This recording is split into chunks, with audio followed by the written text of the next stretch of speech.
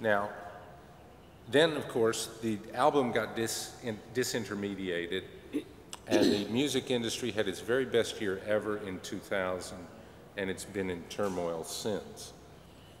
If we look at news and information, the web, a website, does not replace the newspaper. It's a different experience. But as we look at the tablets that are coming out, like the iPad, like the e-readers that are going to get very much larger in format, there is the possibility that they will replace the newspaper. Now, they won't replace print because they are print. So we'll still communicate with the written word. But the newspaper model, I think, has... As a medium, you mean?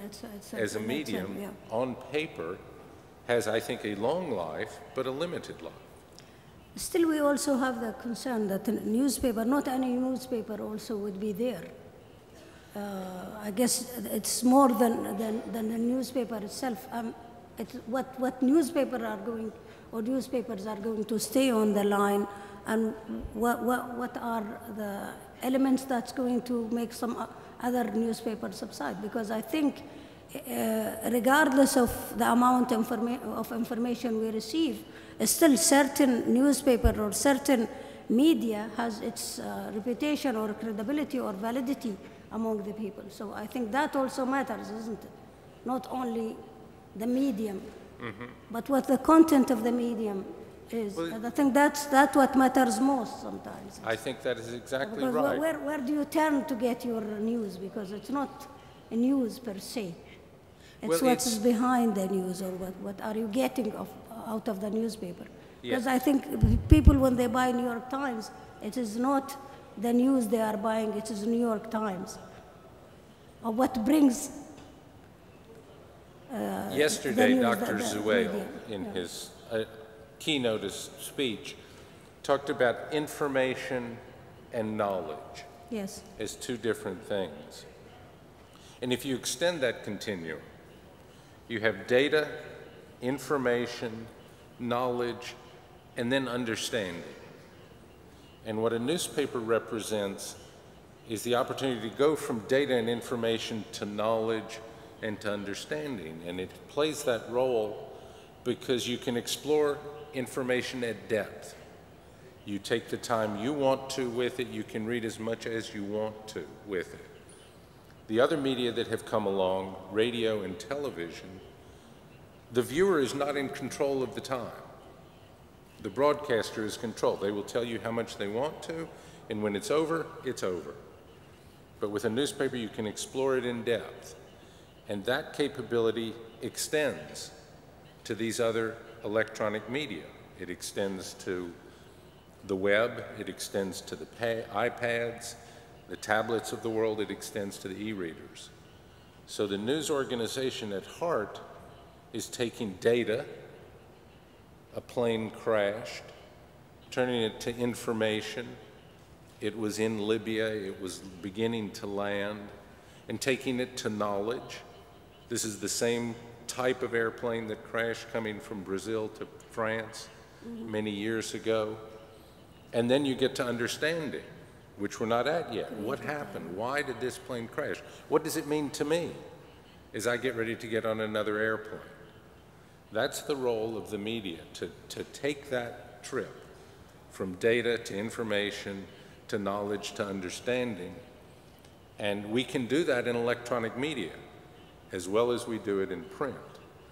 And we have to embrace that media and use it aggressively and figure out the business model as we go. Yeah, of course. But still, I'm very much concerned, and I think most of the people here are, of the credibility of the medium itself. And I think that's what plays the role. And even if it is challenged to a certain extent, still you could gain back your audiences by credibility, because the amount of information sometimes received does not lead people to have more knowledge of what's going on. It doesn't really apply to that. But the credibility is the absolute underpinning of the business. If the New York Times doesn't have credibility, we have no business at all. That's, I think, the most important. And that's true of all media, because in the past, we could live on the scarcity. We were the only newspaper available, therefore people would buy it. Those days are long gone. Yeah. And now every media has to understand its voice, its role, and how it develops its credibility with the audience, how it becomes central to their lives. And that challenge is much greater in this age when on the web, another medium is 1 click away. On the mobile phone, it's 2 clicks away. So the competition is dramatic. And what that competition means is that we must focus very clearly on what is the information, the knowledge that we bring to an audience that they rely on us for. I remember in one of your interviews you have said that we in New York Times are very keen in terms of trying to get information that does not come from the government, and also sort of cater for people to get different opinions on what's going on. And I think that still is the case with many areas, or with your country, that people are sometimes hunger to get information different from the mainstream. And that, I think, also creates some sort of credibility to a newspaper or any medium that would cater for that line of It does. One of the things that has come to the forefront now is opinion. All of the blogs, and there are millions of blogs that are available within mainstream media and on their own, are often opinion. And the wonderful thing about opinion is everybody's got at least one to state. What we try to do is to be accurate and fair, and to present balanced points of view about complex subjects, so that our readers can form their own point of view about what they think is correct and what they think should happen.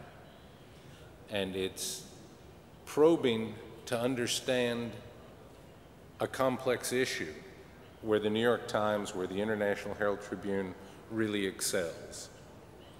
Everyone knows about the terrible plane crash in Libya. And everyone knows that very quickly, before they ever read it in a newspaper, for the most part. But understanding what happened and what it means takes much more time and much more depth. And particularly when you get to very complex subjects, like the way the European Union restructured to guarantee the debt, the sovereign debt in Europe that created such a credit crisis. How did that happen? Who were the players? What was important? What does it mean going forward? How will they guarantee $1 trillion in debt? How will behavior change in Europe to make sure that that guarantee is good? That's the kind of depth that we have to go to in the media to build our credibility. If you may I excuse you to give the audience here the chance also to discuss. We've seen a lot of, we'll start from the first row. دكتور عبد الخالق تفضل. من فضلكم عرفوا بأسمائكم لما واللي بيتكلم بالعربي ممكن عشان في ترجمة موجودة. تفضل دكتور. ميكروفون ما أعرفه ما بعندي أنا. إن شاء الله. بنبتدي بالصفوف. Yes. دكتور ما يدري وين الميكروفونات لو سمحتوا الشباب المسؤولين عن القاعة من هني من فضلك أول خط. Here comes the microphone. أرجو عدم الإطالة من فضلكم بإجازة عشان نعطي فرصة لأكبر قدر ممكن من الناس اللي بيقدمون أسئلة.